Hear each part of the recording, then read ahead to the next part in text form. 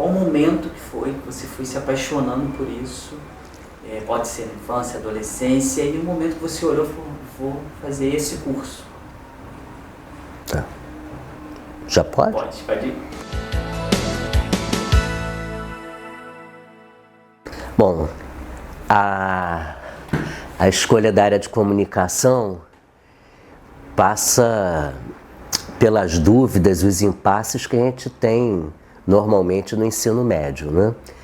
Algumas pessoas conseguem já entrar no ensino médio tendo a certeza absoluta da carreira que querem fazer. Não era o meu caso. Eu tinha várias dúvidas e achava que a arquitetura poderia ser uma área interessante, já que eu sempre me interessei muito pela cidade, pelas questões da cidade, do urbanismo e pela construção civil em geral. Então, eu fiz escola técnica, eu fiz o Cefet, curso de edificações, e também fiz um curso técnico em estatística na Escola Nacional de Ciências e Estatísticas do IBGE. Ou seja, eu estava totalmente dentro da área de exatas, em ambos os cursos. E os meus colegas de turma, especialmente do Cefet, falavam de uma vocação que eu tinha, de um talento que eu tinha para a área de comunicação, porque eu gostava de escrever os cartões de aniversário, gostava de fazer as festas de aniversário. Então, e aquilo ficou ecoando na minha cabeça. Ao chegar perto da inscrição para o vestibular, na minha época, o vestibular era unificado pela Sesgran Rio, então a gente fazia uma série de provas, mas tinha que escolher a carreira, né, antes das provas. E a escolha era muitos meses antes da prova, e ali no terceiro ano eu falei, não, exatas eu não vou fazer, apesar de ter uma certa facilidade com matemática, por exemplo. E ecoava na minha cabeça essa mensagem dos meus colegas de turma, especialmente uma amiga da escola técnica, a Sandra, que me falava sempre, você tem tudo a ver com comunicação, vai fazer comunicação. Então. E aí, quando eu fui ver as possibilidades de comunicação, a UERJ era a única universidade pública que oferecia o curso de comunicação à noite. Era a única que tinha o curso noturno. Eu queria e precisava trabalhar. E também a UERJ, por coincidência, era a única das universidades públicas que oferecia a habilitação em relações públicas, que dentro do campo da comunicação me parecia que tinha mais a ver comigo. Então, eu decidi por comunicação ali, ouvindo meus amigos, ouvindo meu coração também. Nunca deixei a paixão pela arquitetura de lado, mas não segui essa área. E eu acho que eu acertei, ou melhor, que esses meus amigos, especialmente essa minha amiga Sandra, que ela acertou ao insistir que eu devia ir para a comunicação. Consegui passar no vestibular, para a UERJ, que era a única pública, à noite, com curso de Relações Públicas. Na época, o curso não tinha a qualidade que tem hoje, muito pelo contrário, era um curso bastante carente, a gente não tinha laboratórios, nossos professores não eram doutores, mas foi ali que eu dei uma guinada na minha vida profissional, na minha vida teórica, comecei a desenvolver uma paixão enorme pela teoria da comunicação e pelas questões teóricas que envolviam a comunicação. Quando eu fui trabalhar efetivamente na área de relações públicas, percebi que era apaixonante, mas que não era bem aquilo também que eu queria. Eu queria continuar estudando a comunicação. Havia muita coisa misteriosa que eu não entendia no campo da comunicação. Então, eu achei que uma possibilidade seria ou voltar para a faculdade, depois de Relações Públicas, e fazer uma outra graduação, talvez em jornalismo, ou fazer um mestrado.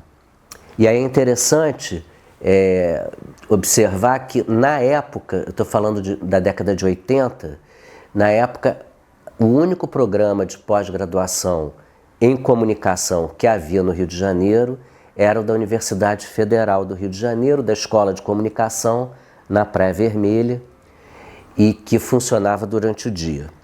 Então, eu fiz a seleção, audaciosamente fiz a seleção, porque hoje eu vejo que eu não tinha as condições ainda para fazer o mestrado, mas eu fiz a seleção e passei. E aí fui eu. Saí daquele mercado que eu estava, de multinacional, porque o mestrado era durante o dia, e fui fazer o mestrado naquele lugar apaixonante que é o campus da Praia Vermelha da UFRJ, onde eu também tive o enorme orgulho de estudar. Então, a minha passagem pela UERJ, antes, na graduação, foi uma reviravolta na minha vida, que eu mudei os parâmetros, os paradigmas, mudei a maneira de compreender a cidade, ainda que o curso não fosse exatamente de excelência na época. A minha turma de faculdade, que tinha pessoas como Rafael Cazé e Luísa Cruz, a minha turma da faculdade foi importantíssima na minha formação, em muitos aspectos até mais importante do que o ensino que eu recebia dos professores. O dia a dia com meus colegas era de um aprendizado permanente e enorme. E também foi ali, na graduação, que eu entendi o significado da inclusão, de você ter pessoas que não questionam quem você é e como você é. Havia algumas questões na minha vida pessoal, especialmente relacionadas à minha sexualidade, que até então eram questões, né? Havia sempre um olhar desconfiado nas escolas onde eu estudei, havia sempre algum preconceito, explícito ou velado. E na Faculdade de Comunicação, na UERJ, com essa minha turma maravilhosa, eu experimentei uma outra possibilidade de ser cidadão, de ser transparente, de ser honesto e não ter vergonha de ser quem eu sou. Então eu agradeço muito ao UERJ e à minha turma da faculdade. E isso continua sendo assim no mestrado, na Escola de Comunicação da UFRJ, onde eu conheci pessoas fantásticas, como o meu amigo eterno, João Maia, lamentavelmente faleceu em 2018. E lá eu conheci João Maia, fiz outros amigos e a UFRJ, o mestrado em comunicação e essa minha aproximação da teoria com a teoria da comunicação fez com que eu percebesse que ali estava o mundo que eu estava procurando. Era aquilo ali que me excitava e que me causava enorme prazer em estudar. Não era um curso fácil, sobretudo porque eu vinha de uma formação muito pragmática, uma formação muito profissional, né? A UERJ, na época, formava executivos em comunicação. Ela não formava exatamente teóricos ou acadêmicos de comunicação. E na UFRJ, no mestrado, eu tive contato com esse outro lado. Professores como Muniz Sodré, que hoje é meu amigo, e tenho muito orgulho disso, e professoras como Nízia Vilaça, que veio a ser minha orientadora de mestrado, que abriram caminhos e me mostraram autores, me mostraram perspectivas teóricas que eu não imaginava. Aquele desejo lá do ensino médio em fazer arquitetura, porque eu gostava muito de cidade, ele reacende com muita força no mestrado, porque vários professores me mostraram como a cidade e os espaços urbanos são importantes para a área de comunicação e como há inúmeras interfaces entre essas duas áreas. Então, no mestrado, apesar de eu ter essa formação pragmática, eu tinha que juntar as duas coisas, eu comecei a estudar a cidade. Minha dissertação de mestrado foi sobre shopping centers. Certamente a primeira dissertação em mestrado no Brasil sobre o assunto. Isso me deu a possibilidade também, e graças ao UFRJ, graças a pessoas como Muniz Sodré e Anísia Vilaça, isso me deu a possibilidade de depois fazer o doutorado na França, na Sorbonne, com o professor Michel Maffezoli.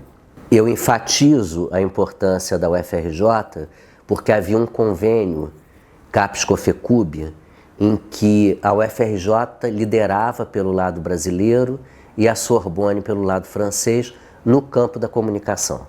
Então, foi a Escola de Comunicação da UFRJ, com o aval do professor Muniz Sodré, que me indicou a mim, ao professor João Maia e outros colegas a fazerem o doutorado na França.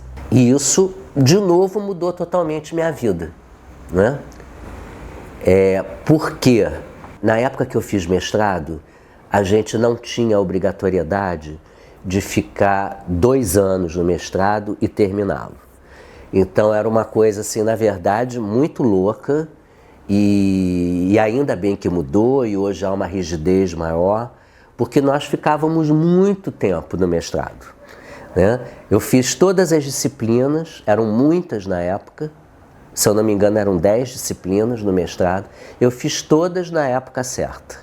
Mas a dissertação mesmo, eu demorei muito tempo para fazer, porque não havia obrigatoriedade em terminar em 2 anos.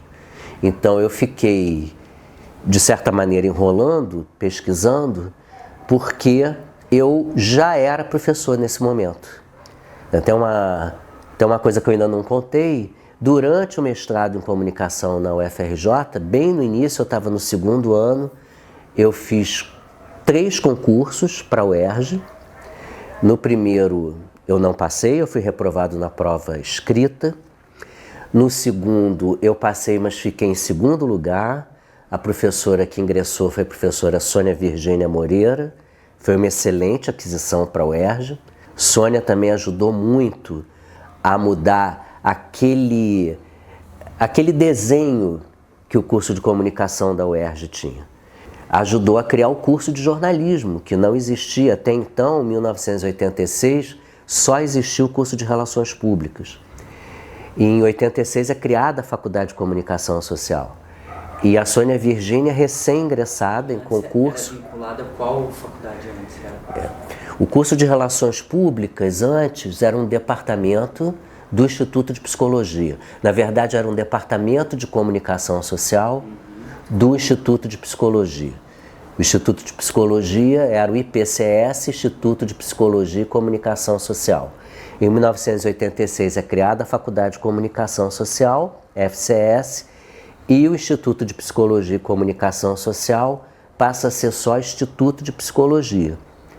E, com a força que tem hoje, é um instituto que orgulha muito toda a UERJ. Então, nesse segundo concurso, a professora Sônia Virgínia entra, ajuda a mudar o perfil do curso de comunicação, que estava virando uma faculdade. Eu fiquei em 2º lugar. Na época, os concursos não tinham validade de 2 anos, então fui chamado para ser professor substituto, o que se compreende hoje como professor substituto. Na época, o nome, aliás, é muito curioso, porque eu era um professor a título precário. Efetivamente, o salário era muito precário, né? Extremamente precário. Então, eu era professor a título precário de 10 horas e eu fiquei um semestre como professor substituto e não dando aula de relações públicas. As disciplinas que me foram alocadas eram disciplinas da teoria da comunicação. Então, aquilo que eu estava vivendo no mestrado, que era tão fabuloso e tão genial, me ajudou muito. Uma delas, a comunicação e cultura, por exemplo. E no início de 1987, houve um outro concurso, foi o 3º concurso que eu fiz, em que eu entrei em 3º lugar, havia 3 vagas, eram 36 candidatos, e eu tive a sorte, né, de passar em 3º lugar e entrei finalmente como professor auxiliar. O professor auxiliar era um professor que não tinha mestrado e doutorado e, como nessa época não era comum em algumas áreas haver pessoas com mestrado e doutorado, a universidade abria concursos para professor auxiliar. Então eu entrei nesse concurso em 3º lugar, professor Eduardo Neiva, um grande amigo, que depois foi para os Estados Unidos, hoje ele é professor emérito nos Estados Unidos, ele passou em primeiro lugar, e professor André Lázaro, que também virou um grande amigo e um grande lutador da educação pública brasileira, em segundo lugar. Então, eu tenho a honra de ter passado com essas pessoas geniais no concurso e ingressei na UERJ com 10 horas. O salário de título precário que eu tinha antes continuou precário, porque ganhava-se muito mal, e 10 horas, né, era um salário ínfimo, então eu tinha que continuar trabalhando. Nessa época eu trabalhava na Embratel, mas eu também fui chamado para dar aula em algumas faculdades particulares, especialmente a Universidade Estácio de Sá, a Universidade Gama Filho. Na Gama Filho eu não pude aceitar porque os horários não eram compatíveis. Então eu começo a minha carreira docente realmente por causa do prazer que eu senti no mestrado em estudar teoria da comunicação, mas eu começo minha carreira em 86 como professor substituto na UERJ, como professor auxiliar na Estácio, e em 87 já como professor concursado na UERJ. Isso fez com que aquela dissertação que eu tinha que apresentar fosse ficando em segundo plano. Não é o correto, mas era muito comum na época. Eu não era o único, na verdade estávamos todos na mesma situação. Em 1989, eu já muito atrasado no doutorado e sendo cobrado pelos colegas, especialmente os colegas da teoria da comunicação, como o professor Everardo Rocha e professor Ronaldo Delau, meu querido amigo, eles cobravam que eu terminasse logo o mestrado, porque eu já estava há muito tempo, porque a gente queria partir para outras frentes, queria abrir uma pós-graduação, mas na verdade o que fez com que eu terminasse o mestrado foi que a Escola de Comunicação colocou o nome de todos nós numa parede, literalmente, de todos os atrasados. Era eu, João Maia, André Lázaro, todo mundo amigo, conhecido, brilhante e todo mundo atrasado no mestrado. Então colocou numa parede dizendo que a gente tinha prazo para terminar e, ao mesmo tempo, apareceu a possibilidade de eu fazer o doutorado na França.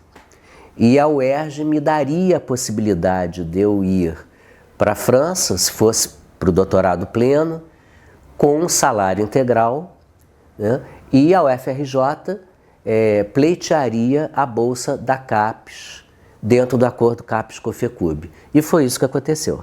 Em 1990, então, eu fui contemplado com a bolsa da CAPES, a UERJ aprovou a minha saída para capacitação num programa que era recente, que existe até hoje, o PROCAD, Programa de Capacitação Docente, e eu fiz o doutorado na França com Michel Maffezoli, continuei o estudo de cidade, continuei a estudar shopping centers e entrei severamente no campo dos estudos de consumo. E me apaixonei também por isso.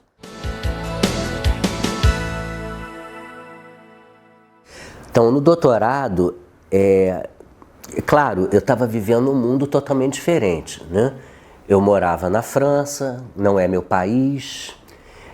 Eu tinha apoio da minha família, porque um dos irmãos do meu pai morava em Paris, meu tio Salvador, pessoa maravilhosa, que infelizmente já morreu. Era um operário da construção civil, uma pessoa muito simples. A minha tia Isaura, a esposa dele, trabalhava como faxineira em Paris e os dois me receberam calorosamente, como receberam também o querido João Maia, e eu tive esse apoio. Então isso foi muito importante. Mas tudo era novidade, não era uma língua que eu dominava ainda, então foi muito difícil, mas foi fascinante, exatamente por ser difícil. E tem algumas coisas que a gente tem que fazer quando é jovem, até para perder o medo. Então aquilo foi fundamental. Eu passei a ter uma outra relação com o fato de morar sozinho, com o fato de não ter todo dia pai e mãe para me darem o conselho que eu precisava, não existia celular, não existia WhatsApp, não existia Facebook, a ligação internacional era cara, as passagens eram muito caras, então eu tinha meu tio e minha tia lá na cidade para me ajudar, mas eu dependia muito de mim e muito dos meus amigos. João Maia foi fundamental nessa época da minha vida, como eu acho que eu também fui na vida dele, né? Um segurou muito a mão do outro, assim como uma outra colega nossa, que também foi professora da UERJ, a professora Aeres, que fez doutorado conosco. Eu sou muito agradecido porque eu tive muitos professores generosos na minha vida. E isso ficou como exemplo para sempre. Eu até hoje me espelho muito neles para ser ainda, se eu puder, mais generoso do que o que eles foram comigo. O que Nízia Vilaça fez comigo do mestrado, de me abrir as portas de um mundo que eu não conhecia, um mundo acadêmico que eu não conhecia, e o que Michel Maffezoli depois fez comigo no doutorado, eu nunca vou esquecer, e sempre que eu posso, eu agradeço, como estou aqui, né, agradecendo, e para ficar registrado. O Maffezoli me apresentou pessoas do mundo inteiro e me apresentou sempre como sendo um pesquisador do laboratório que ele coordenava, que tinha uma pesquisa inovadora, perspicaz e que valia a pena ser lida e ouvida. Isso me deu a possibilidade de fazer o doutorado em tempo recorde, o contrário do que aconteceu com o mestrado, que eu levei 5 anos, né, quase, para fazer.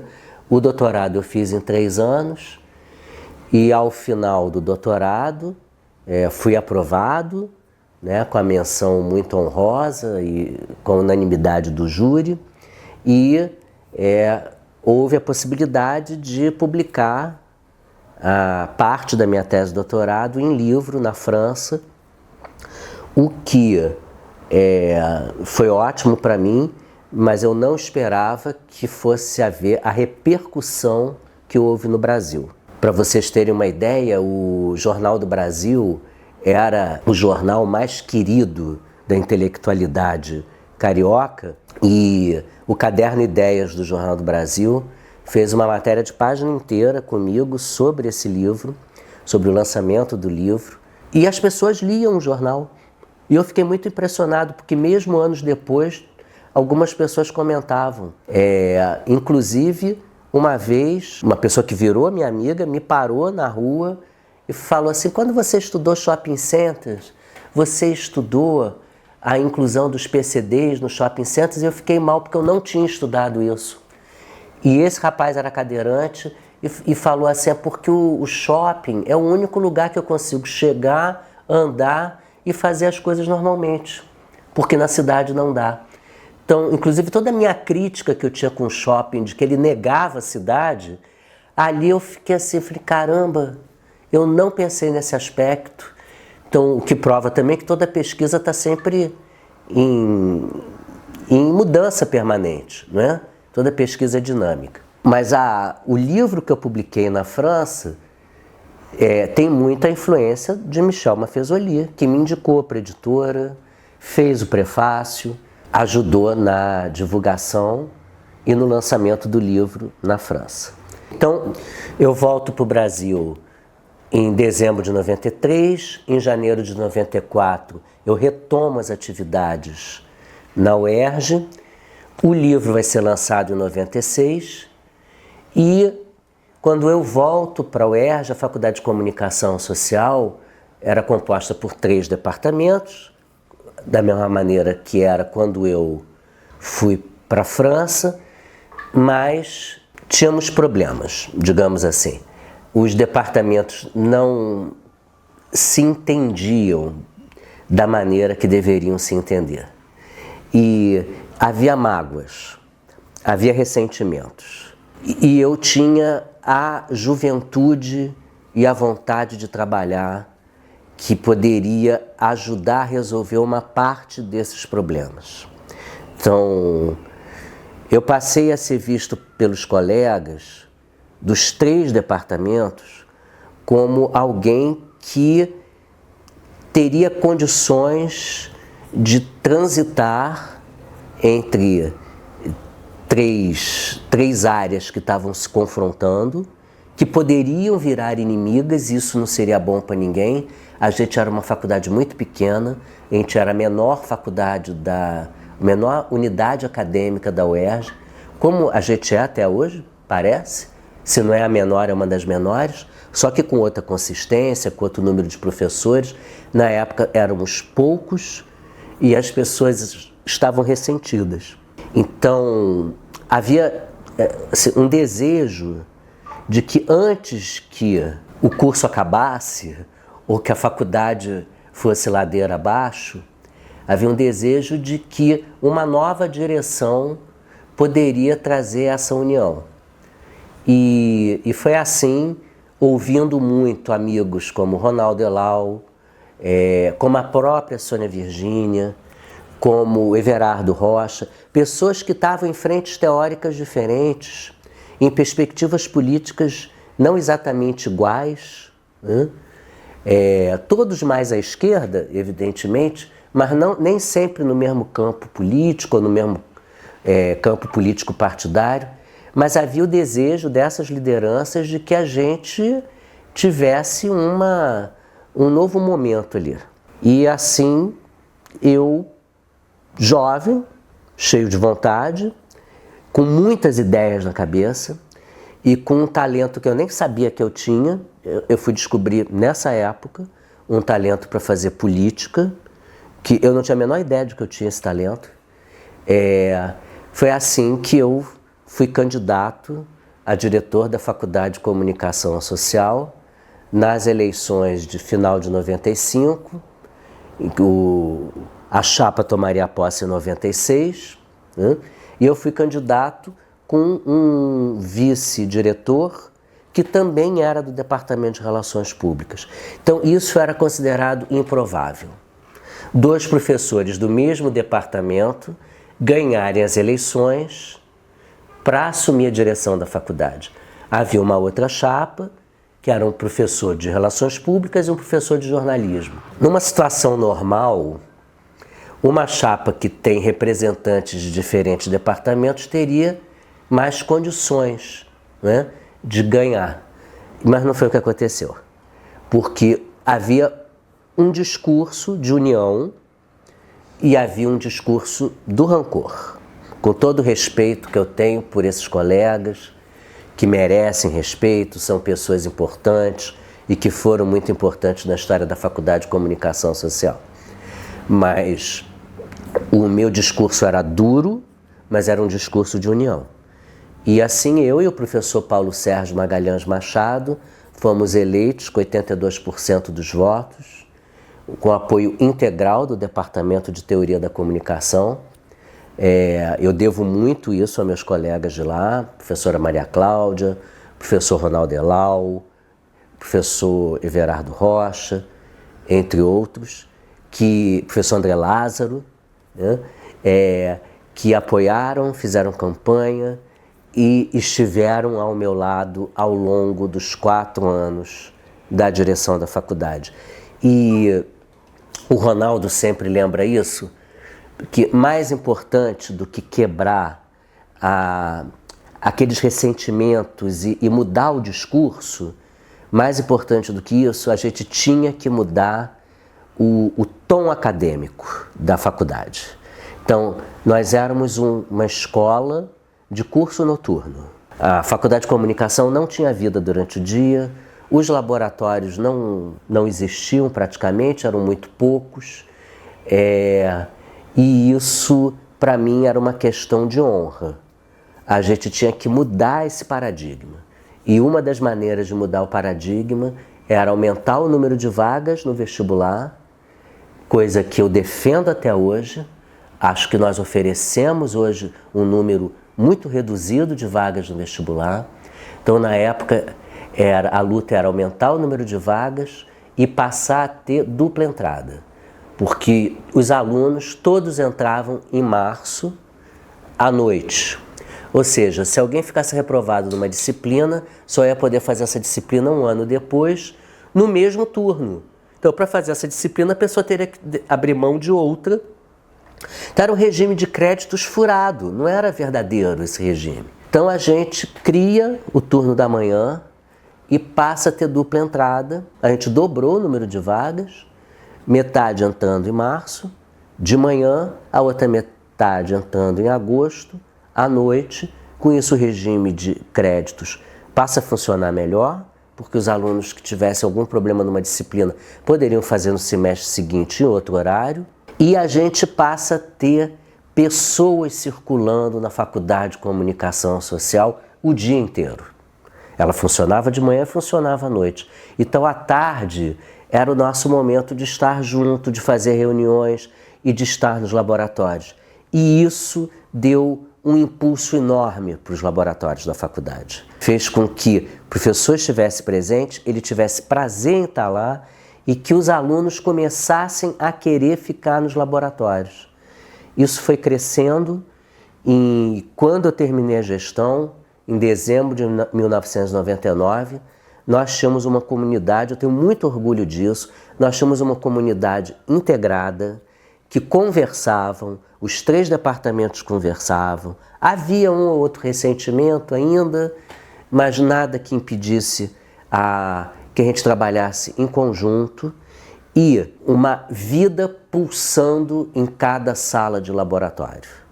E isso fez com que a Faculdade de Comunicação Social saísse daquele esquema de escola noturna, em que o aluno só vai ter aula e sai correndo, né? E que ele passasse a viver a universidade, passasse a viver a vida da universidade, o teatrão, o teatrinho, quer dizer, toda a atividade cultural da universidade, passasse a se engajar em pesquisa de outras unidades acadêmicas, e isso também fez com que a gente passasse a ter contato com pessoas, com professores e pesquisadores de áreas afins à nossa.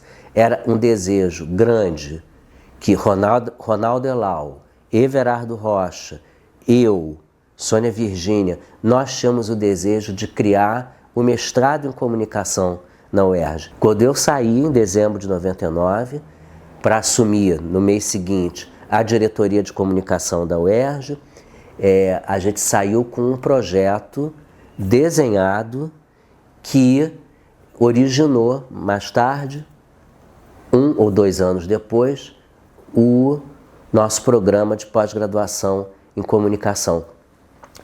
É importante também que eu diga que a minha passagem pela direção da faculdade, ela não se deu só porque eu era jovem, tinha muita vontade de trabalhar e tinha essa disponibilidade emocional, né, para juntar as pessoas. Novamente, eu tive muita sorte porque nós tivemos uma reitoria fabulosa na época. Era o professor Antônio Celso Alves Pereira como reitor e a professora Nilceia Freire como vice-reitora. E eles dois acreditavam muito em comunicação. Talvez tenha sido o momento mais importante para a Faculdade de Comunicação Social vindo de uma reitoria. Os dois acreditavam na faculdade, os dois me deram condições de trabalhar, de crescer. A gente não tinha editais de FAPERJ como tem hoje, então dependíamos do dinheiro da universidade e Antônio Celso e Nilceia equiparam nossos laboratórios na tecnologia da época, é claro, mas equiparam nossos laboratórios e a gente teve condições de competir com as outras instituições de ensino que ofereciam comunicação social. Então, eu dei muita sorte. Como dei muita sorte de depois vir a ser o diretor de comunicação da professora Nilceia, que foi reitora, foi a primeira mulher reitora, gestão na qual foram criadas as cotas para os alunos da UERJ.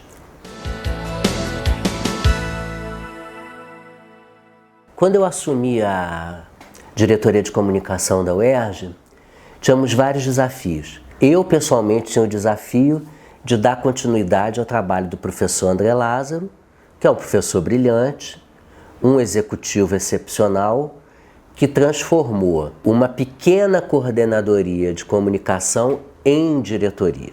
Então, antes de mim, teve uma pessoa corajosa, que foi o professor André, numa reitoria corajosa, que era do Antônio Celso e da Nilceia, em valorizar a área de comunicação. Não era só a faculdade de comunicação, mas a área executiva da comunicação na reitoria. Valorizando a comunicação, obviamente, a universidade se projeta de outra forma para a sociedade. Cada um de nós é importante na comunicação da universidade. Mas se você tem essa comunicação pensada institucionalmente, né, e com planejamento, é claro que haverá uma reverberação muito maior. Então eu tive essa oportunidade de herdar um setor que tinha sido alçado ao nível de diretoria. O professor André Lázaro deixou uma política de comunicação bastante interessante, mas eu, como profissional de relações públicas que eu era, e tendo trabalhado em multinacional e sabendo das dificuldades que o campo da comunicação atravessa nas suas diferentes frentes, eu pensava assim, a gente tem que, a partir do que André fez, valorizar mais os públicos da universidade, construir canais específicos com esses públicos. A imprensa é fundamental, mas não podemos viver só da imprensa. Então, tínhamos que valorizar público interno, tentar entender a universidade, especialmente a universidade pública. O público interno não é aquela coisa fácil que a gente vê nos livros de relações públicas. Assim, qual é o nosso público interno? O aluno é público interno, mas ele está aqui por um tempo.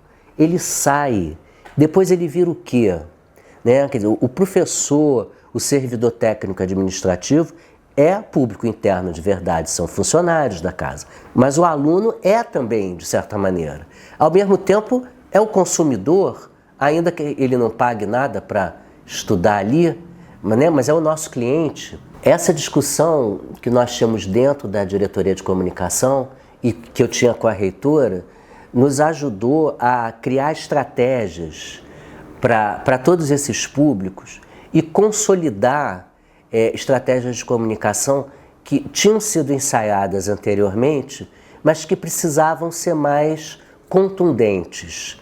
Então a gente passou a valorizar mais os veículos de comunicação que o professor André Lázaro havia criado, né?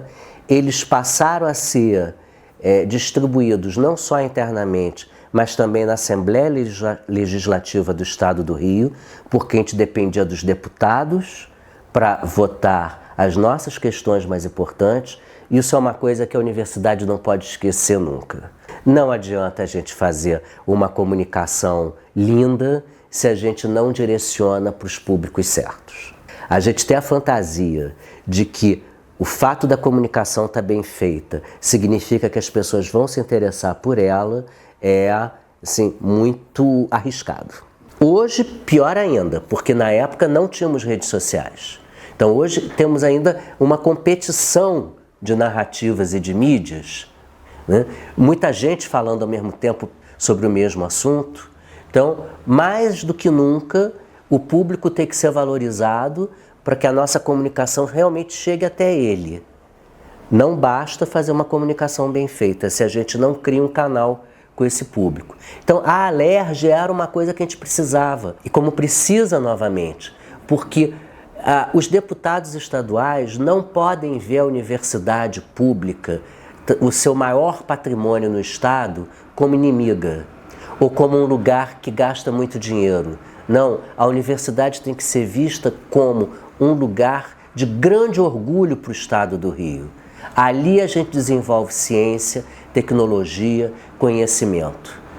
Ali a gente transforma o aluno em doutor, a aluna em doutora. E muda a vida da família. Muda a vida dessa pessoa, muda a vida da família e vai mudar a vida da sociedade, portanto. Especialmente porque a UERJ foi a primeira, tem que se orgulhar disso, mas não pode se esquecer. A UERJ foi a primeira universidade brasileira a ter o sistema de cotas. Foi a Universidade do Estado do Rio de Janeiro e a Universidade Estadual da Bahia, as pioneiras no Brasil. muito antes do governo federal pensar nesse assunto, né? E não foi uma época fácil. Eu era o diretor de comunicação da UERJ nessa época.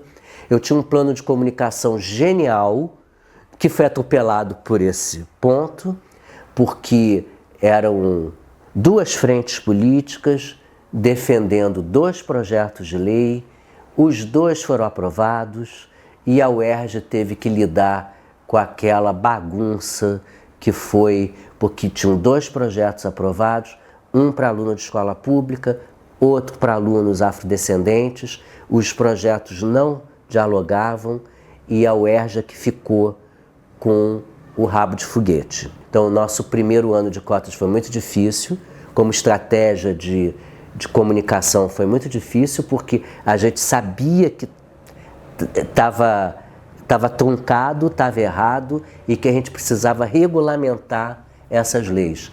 E a professora Nilceia Freire era brilhante nesse aspecto, né? Ela não só é uma das mulheres mais inteligentes que eu conheci na minha vida, como também é uma das pessoas que mais entendiam de comunicação, apesar de ser médica, porque ela sabia quando a comunicação tinha que entrar em campo, mas ela era uma política nata.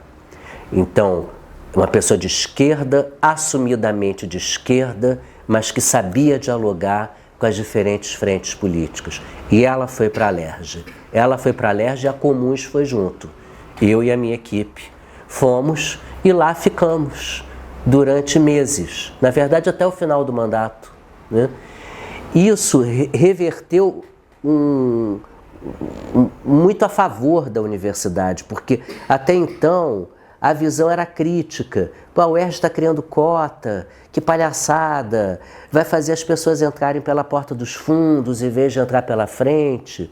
Tinha todo esse discurso preconceituoso, né? Nós, dentro da UERJ, não tínhamos a clareza.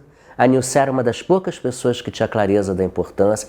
Nós tínhamos muitas dúvidas e a comunicação era fundamental. Então eu volto a dizer, a comunicação não bastava eu fazer um lindo produto de comunicação e ter os jornais bem feitos. Ela tinha que chegar às pessoas. Então, os alunos que estavam lá, e que a maioria era contra a cota, porque ia mudar todo o sistema, né? Esses alunos tinham que entender do que se tratava. Os professores, e que grande maioria também era contra, tinham que entender o que era, por que era importante e por que nós, como universidade pública, tínhamos essa obrigação. E foi talvez o momento de maior aprendizado da minha vida, profissional sem dúvidas, porque eu tive todos os desafios de comunicação que uma pessoa pode ter, né?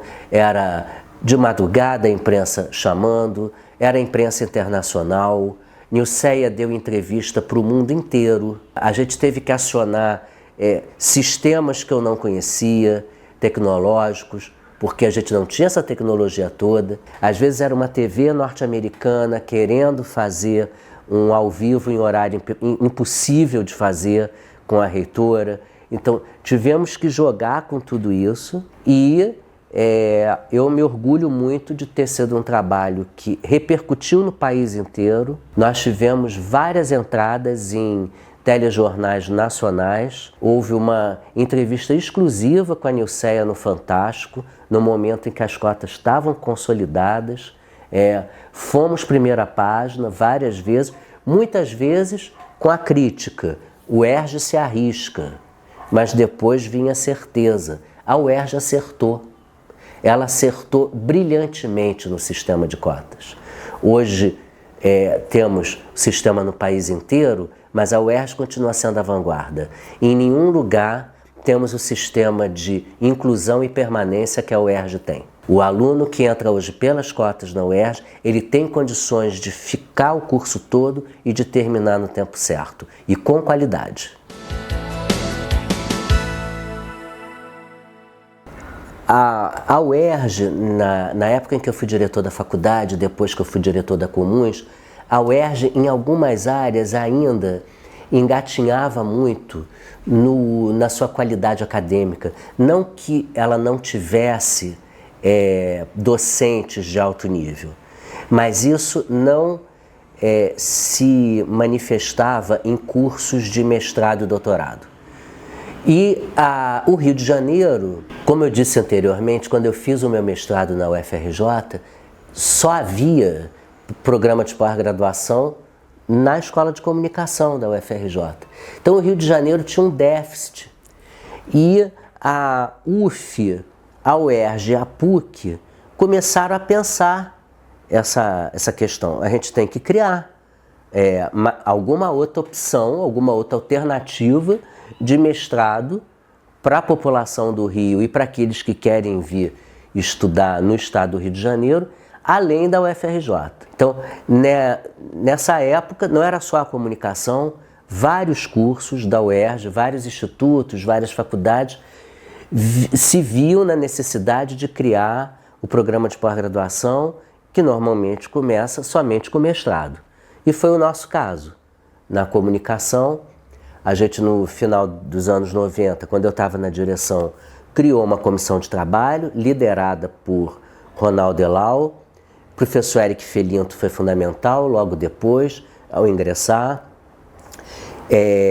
A gente chegou a enviar uma proposta de mestrado para a CAPES, que teve que ser retomada porque alguns professores se aposentaram ou mudaram de curso, mas no início dos anos 2000 a gente consegue ter o número mínimo de docentes qualificado e emplacar a aprovação do mestrado na CAPES. Para nós era uma grande honra e, de novo, temos uma mudança de paradigma, porque a partir dali, muitos concursos para docente tinham que ser feitos pensando no corpo docente do mestrado. Então, não bastava só ter doutorado, coisa que não precisava na minha época quando eu entrei para a UERJ como concursado. Agora precisava ter doutorado, mas ter produção para ser professor da pós-graduação. E o início não foi fácil, porque éramos todos bastante inexperientes no assunto. Então, a gente sabe bem que de boas intenções, né, o mundo está cheio, mas que nem sempre a boa intenção se traduz em apoio financeiro das entidades de fomento, de FAPER, de CAPES, CNPq, por exemplo, e nem sempre em boa avaliação, no caso da CAPES. Então a gente ficou um tempinho na nota 3, que era a nota mínima. Quando a gente passou para a nota 4, a gente já tinha pego o jeito, e aí criamos o doutorado. Algumas pessoas foram muito importantes nesse momento. A professora Alessandra Alder foi fundamental, a professora Fátima Regis, professor Fernando Gonçalves, são pessoas que estão desde o início, né, lutando muito, o professor Márcio Gonçalves também. Todos os coordenadores de programa trabalharam muito.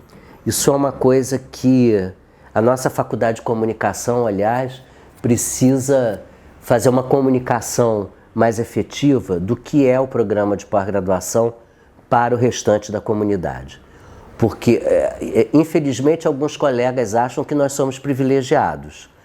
Nós somos privilegiados porque trabalhamos mais, porque além de ter que dar aula também na pós, a gente orienta, mestrando e doutorando, né? E continuamos orientando a garotada da graduação, que é uma maravilha. Aliás, eu gosto dessa mistura, mas a gente trabalha muito, né?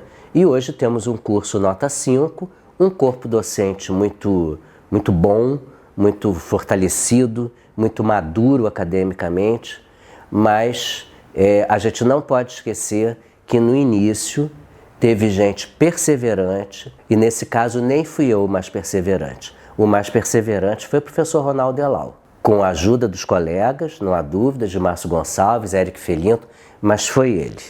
Ele tinha essa ideia fixa, e o Ronaldo, meu amigo, tem uma característica que é o seguinte: quando ele bota uma coisa na cabeça, ele inferniza a vida de todo mundo até aquele troço se resolver. E ele fez isso brilhantemente. Com a consolidação do programa de pós-graduação, a gente começou a perceber, o corpo docente, cada um com seu grupo de estudos, a gente começou a perceber que as nossas ações tinham que ser trabalhadas com alguns outros conceitos. Então, a gente tinha uma ideia equivocada há umas décadas atrás, de que laboratório da universidade servia a graduação somente. Então, essa ideia começou a mudar. A gente começou a transformar os grupos de estudos em laboratórios de pesquisa e extensão, e esses laboratórios, de novo, mudam a cara da Faculdade de Comunicação Social. Entre eles, o LACOM, que é o laboratório que eu coordeno há mais de 10 anos. O LACOM, na verdade, nada mais é do que a consolidação dos grupos de estudo, de pesquisa e das orientações de mestrado que eu já vinha fazendo. O LACOM é o Laboratório de Comunicação, Cidade e Consumo, né? Por eu sempre ter continuado a minha preocupação, a minha inquietação teórica com as questões da cidade, naturalmente os meus alunos, os meus orientandos de mestrado e doutorado, em geral, estudam questões relacionadas à cidade e ao consumo, né? Então, num determinado momento, a gente viu, mas a gente tem que transformar esse grupo de estudos no laboratório. Eu tive o apoio do então Laboratório de Pesquisa de Opinião e de Mercadologia, o LPO, que acolheu o meu grupo de estudos.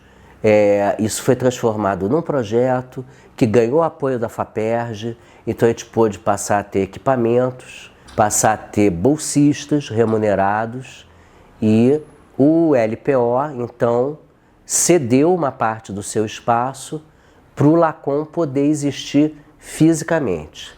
E ali o LACOM disparou na sua produção, passou a ser reconhecido nacionalmente. Hoje eu fico muito emocionado quando eu vou a algum congresso. Eu tive a oportunidade de ser o presidente da Abrapcorp, Associação Brasileira de Pesquisadores de Comunicação Organizacional e de Relações Públicas, nos últimos 2 anos. E frequento o congresso da Abrapcorp há praticamente 16 anos. E eu fico muito orgulhoso de meus colegas do país inteiro perguntarem: e o LACOM, como é que está? Qual é a novidade e tal? O LACOM existe no cenário nacional, né?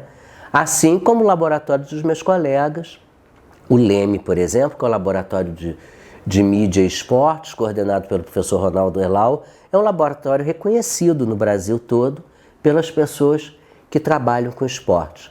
E eu posso citar vários outros exemplos aqui do programa de pós-graduação em comunicação da UERJ. Essa é uma prova de que as nossas pesquisas entram em outro patamar de importância para a academia brasileira, mas, sobretudo, não é só a notoriedade, é a seriedade que a pesquisa tem, né? Elas são importantes efetivamente para a sociedade brasileira. Nós não temos apoio de FAPERJ, CAPES, CNPq à toa. Temos porque os nossos pares avaliam que esses projetos são relevantes. Então, hoje, praticamente todos os laboratórios do programa de pós-graduação têm apoio financeiro de alguma instituição, e alguns são referência no país todo, como são meus colegas, são referência também nos seus estudos, né? No meio do caminho, eu fiz 2 pós-doutorados, os 2 na França, com apoio da CAPES, nas 2 vezes. Na época do primeiro pós-doutorado, não existia as cotas institucionais, a gente tinha que pedir no balcão.